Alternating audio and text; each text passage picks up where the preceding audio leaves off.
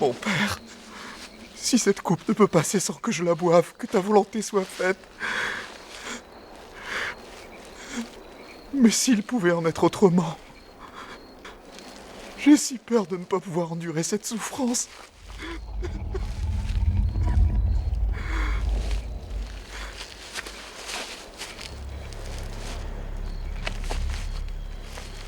Le dernier acte commence, Jésus.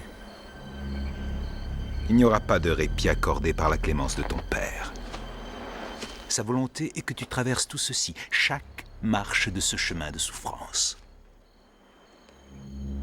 Si telle est sa volonté. Sa volonté. Sa volonté est que tu sois ici-bas, flagellé, abaissé, humilié, traîné dans les rues, ridiculisé, raillé, mis à l'épreuve et crucifié. Tu as vu une crucifixion, mais jamais vécu. Tu n'as jamais vécu la souffrance des clous qui traversent tes mains, des clous qui traversent tes pieds. Cette agonie, des heures d'agonie, le poids de tout ton corps qui écrase tes poumons. Et tu suffoques, peu à peu. Tout ceci, tu devras l'endurer tout seul.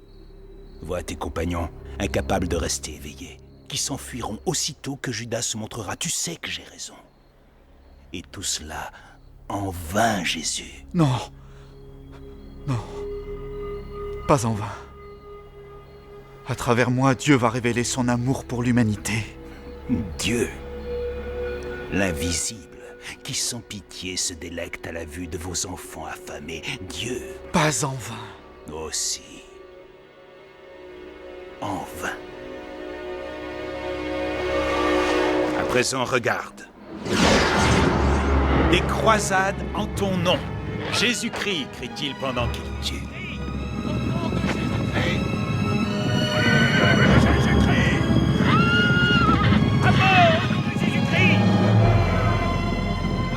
Tuer au nom du Christ sera une occupation majeure à travers les siècles à venir, Jésus-Christ.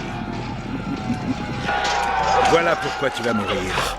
Voilà ce que ton agonie va leur donner. Une autre raison de tuer et de se torturer les uns les autres. N'avait-il pas déjà suffisamment de raisons, sans que tu leur en fournisses une autre, Jésus? C'est si facile. C'est si facile, Jésus. Tu n'as qu'à lui demander de venir te prendre. Une sorcière meurt en ton nom.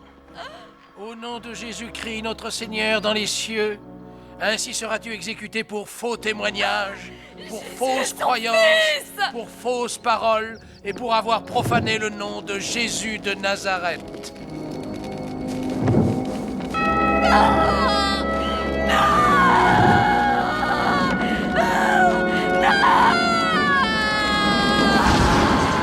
Mais cependant, elle est innocente.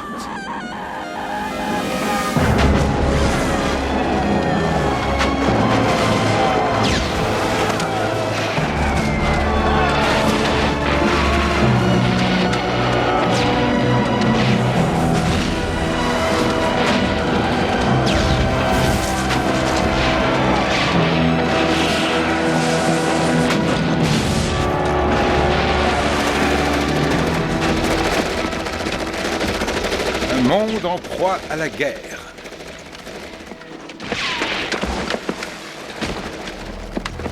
Pourquoi? Pourquoi? Qui sait? Celui-là n'aime pas le bouton sur le nez de cet autre. Mais tu peux arrêter ça, ce soir. Il est encore temps. Descends de cette croix qu'ils ont dressée pour toi.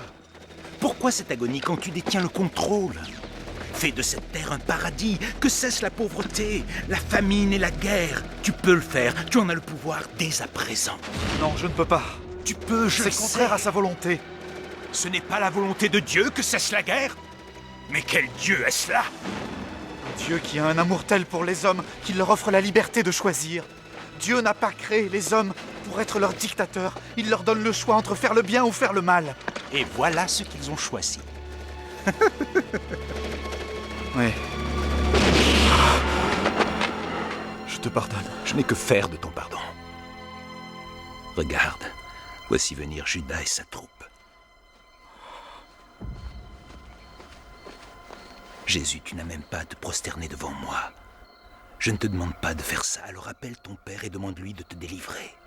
Dis-lui que tu refuses, il ne t'obligera pas à le subir, tu le sais bien, alors lève ta main et rejoins ton royaume, épargné. Fais-le, maintenant. Tu sais que ce que je t'ai montré est vrai. Tu t'apprêtes à mourir en vain.